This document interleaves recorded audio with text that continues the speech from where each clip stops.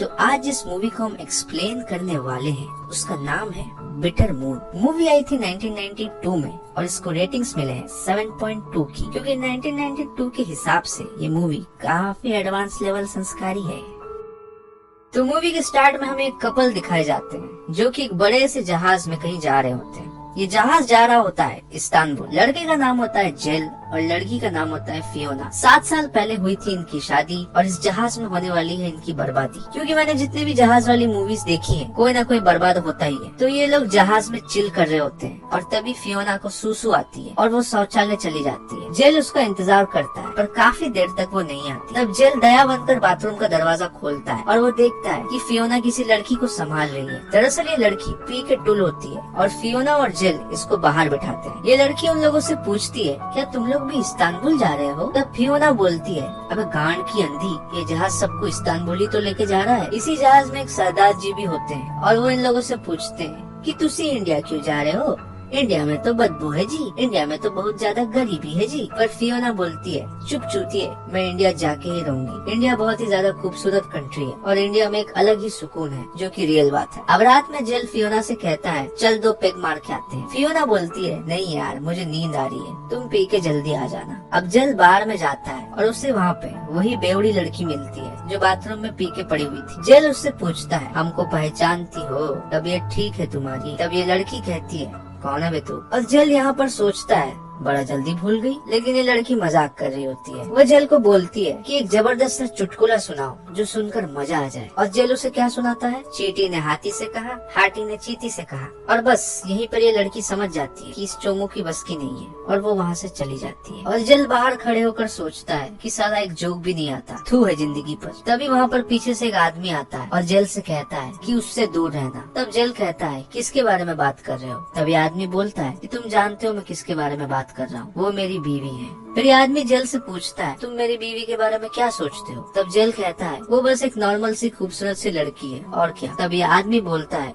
कि मेन मुद्दे पे आ। तब जेल बोलता है, मेन मुद्दा मतलब क्या? तब ये आदमी उससे पूछता है कि तू उसके साथ बूम बूम करना नहीं चाहता? अब ये सुनने के बाद जेल का दिमाग पूरा से हिल जाता है और वो सोचता है, कौन है ये थड़की बुड्ढा? वो बुड्ढा जेल से बोलता है, मुझे प्लीज मेरे कमरे तक छोड़ दो। और जब जेल उसे कमरे तक ले जाता है तब वो जेल को अपने साथ एक ड्रिंक पीने के लिए रोक लेता है और उसको अपनी कहानी सुनाने लगता है। अब यहाँ पर मैं आप लोगों को बता दूं कि इस लड़की का नाम होता है मिमी और इस बुड्ढे का नाम होता है ऑस्कर। अब ऑस्कर की कहानी स्टार्ट होती है जहाँ पर हमें वही लड़की दिखाई जाती है जिसका नाम होता है मिमी। मिमी एक बस में बैठी होती है और उसी बस में होता है ऑस्कर, जो कि एकदम जवान होता है। इस बस में टिकट चेक करने वाला आता है पर मिमी के पास टिकट नहीं होता और ऑस्कर उसे बचाने के लिए उसको अपनी टिकट दे देता है और खुद के एल लगवा लेता है। जिसके बाद टीसी ऑस्कर को गांड पे लात मारकर उसे बस से बाहर निकाल देता है और जाते जाते वो खूबसूरत कन्या मिमी को देखता है और वो भी उसे देखती है। ऑस्कर एक राइटर होता है और उसके पास काफी पैसा होता है जो कि खानदानी होता है। वैसे तो ऑस्कर का माइंडसेट पेल के छोड़ो वाला होता है, पर इस खूबसूरत सी कन्या को देखकर उसके अंदर का भी मजनू जाग जाता है और इसीलिए अब वो उसे दोबारा मिलना चाहता है। और अब वो उसको उसी बस में हर दिन ढूंढने लगता है पर वो उसे नहीं मिलती। पर एक दिन ऑस्कर होटल में खाना खा रहा होता है और ऑर्डर लेने वाली निकलती है वही खूबसूरत कन्या मिमी,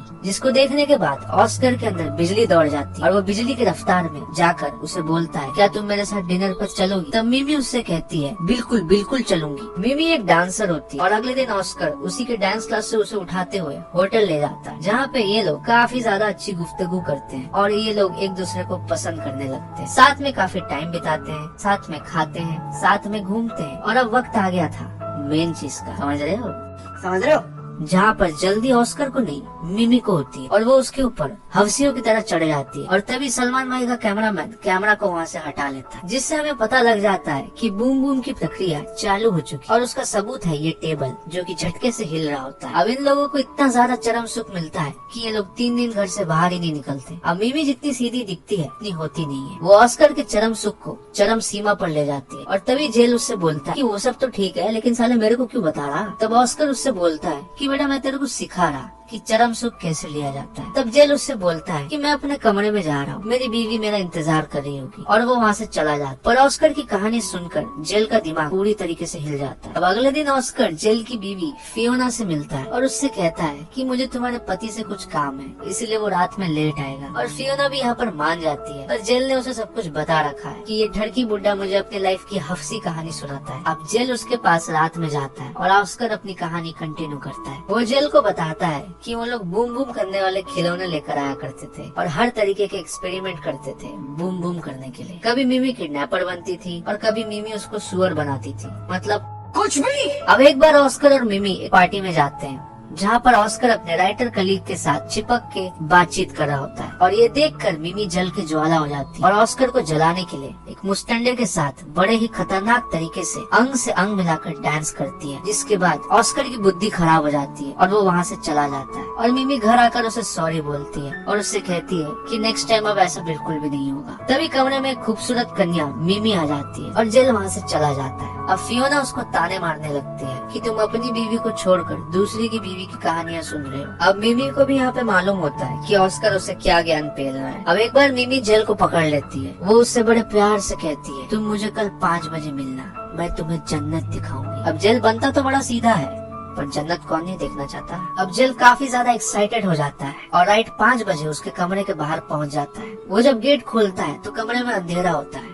और मिमी की आवाज को फॉलो करते हुए वो बेड पे बैठ जाता है और उसका हाथ चूमने की कोशिश करता है, पर तभी लाइट जलती है और वो जिसका हाथ चूम रहा होता है वो ऑस्कर का होता है और इस प्लान में मिमी भी शामिल होती है। ऑस्कर उसे बोलता है, अप्रैल फूल बनाया, बड़ा मजा आया। और इसके बाद जेल पूरी तरह से एक्सपोज हो जाता है कि उसके मन में भी मिमी के लिए हफ्सियों वाले विचार थे, जैसे कि ऑस्कर ने पहले कहा था। और जेल अपने आप को कोसने लगता है और ऑस्कर के सामने काफी ज्यादा अनकंफर्टेबल फील करता है और ऑस्कर उससे कहता है, चिल मारो बेटा, मजाक कर रहे थे। और मिमी के जाने के बाद ऑस्कर फिर से अपनी कहानी शुरू कर देता है। वो जेल को बताता है कि मिमी को हर टाइम बस बूम बूम चाहिए था और वो मेरा हर टाइम काम खराब करती थी और उसके रहने खाने का भी ढंग ठीक नहीं था। अब मैं अपने रियल लाइफ को मिस करने लगा था क्योंकि मैं उससे थोड़ा बहुत बोर हो चुका था। और एक दिन ऑस्कर मिमी से कहता है कि अब मैं तुझे और नहीं झेल पाऊंगा, 3 तक की गिनती में पहली फुर्सत में यहाँ से निकल ले। और मिमी रोते हुए वहाँ से चली जाती है, पर मिमी उससे बहुत प्यार करती है और एक दिन उसके डोर के सामने लेट जाती है और उससे खूब गिड़गिड़ाती है कि प्लीज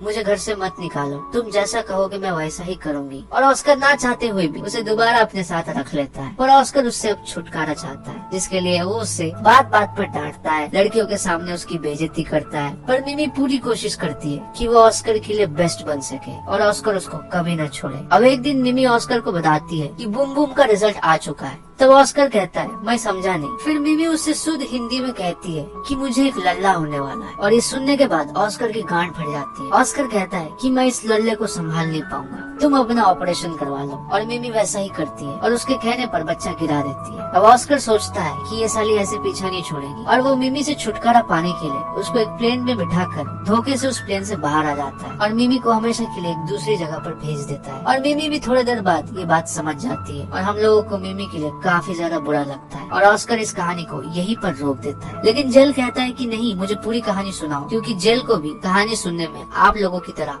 मजा आ रहा था। पर ऑस्कर उसको एकदम से डोज नहीं देना चाहता और जेल से कहता है कि तुम अब दूध पी के सो जाओ बेटा। अब जेल भी मिमी के लिए फील करने लगता है और वो जैसे ही कमरे से बाहर निकलता है उसे मिमी दिखती है और वो उससे कहता है कि हमको तुमसे साला इश्क हो गया है। और ये दोनों किस करते हैं और जेल उससे कहता है कि मुझे भी एडवांस लेवल वाला चरम सुख चाहिए। तब मिमी उससे बोलती है कि जिस दिन कहानी खत्म होगी उस दिन मुझे बताना, उस दिन मैं तुम्हें जन्नत दिखाऊंगी। अब ऑस्कर की वजह से जेल अपनी बीवी को टाइम नहीं दे पाता, जिसकी वजह से उसकी बीवी उसे काफी ज्यादा गुस्सा हो जाती है। अब अगले दिन ऑस्कर फिर से कहानी शुरू करता है कि अब मिमी को छोड़ने के बाद वो खुला सांड हो गया था और हर दिन अय्याशी करता था और वो फिर से अपना पेल के छोड़े वाला सिद्धांत अपना लेता है। मतलब ऑस्कर यंग लड़कियों से लेकर बड़ी औरतों तक किसी को नहीं छोड़ता। मतलब एक साइड बच्ची खिलौने से खेल रही है और दूसरे साइड उसकी माँ ऑस्कर के खिलौने को झेल रही है। और एक बार नशे में ऑस्कर का एक्सीडेंट हो जाता है और उससे मिलने आती है मिमी, जिसको देखने के बाद ऑस्कर की गांड फट जाती है। पर अब मिमी पूरी बदल चुकी है। ऑस्कर उससे सॉरी बोलता है पर मिमी उससे वहाँ से गिरा देती है। मिमी उससे साफ साफ कहती है कि सुंदर पिलपिली गांड,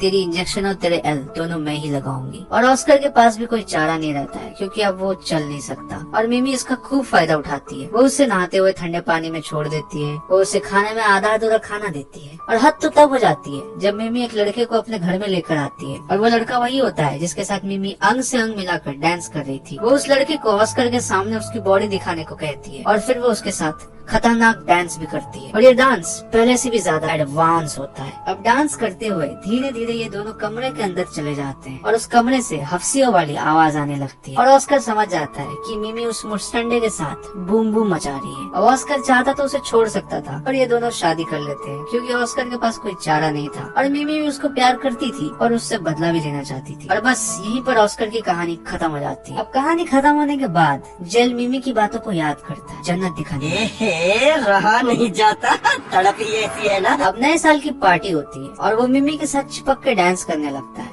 और उसको बताता है कि कहानी खत्म हो चुकी है बेबी। पर मिमी उसको ज्यादा भाव नहीं देती। तभी जेल की बीवी उसे देख लेती है, जिसके बाद जेल चुपचाप उसकी बीवी के पास चला जाता है। अब फियोना को भी बहुत ज्यादा गुस्सा आता है कि ये साला दूसरी लड़की के चक्कर में पड़ गया और अब फियोना मिमी के पास जाती है जहाँ पर मिमी अंग से अंग मिलाने वाला डांस कर रही होती है और फियोना भी मिमी के साथ अंग से अंग मिलाकर डांस करती है और ये देखकर जेल की जल के ज्वालामुखी हो जाती है। अब ये देखने के बाद जेल खूब दारू पीता है और थोड़ा होश आने के बाद वो देखता है कि उसकी बीवी तो उसके कमरे में नहीं है। फिर वो जाता है ऑस्कर के पास जहाँ पर मिमी और फियोना बिना कपड़ों के साथ में होते हैं। मतलब जेल के सपने को फियोना ने पूरा कर दिया। अब ये नजारा देखने के बाद जेल के साथ साथ ऑस्कर भी पूरा ज्यादा हिल जाता है और इस बार हिम्मत करके ऑस्कर मिमी को वहाँ पर गोली मार देता है और फियोना एकदम से उड़ जाती है और उसका फट के फ्लावर हो जाता है। अब उसको लगता है कि अगला नंबर मेरा है, पर अगला नंबर होता है ऑस्कर का। मतलब वो अपने आप को खुद को ही गोली मार लेता है और अब फियोना गांडू जेल को सॉरी बोलती है और चूतिया जेल फियोना को सॉरी बोलता है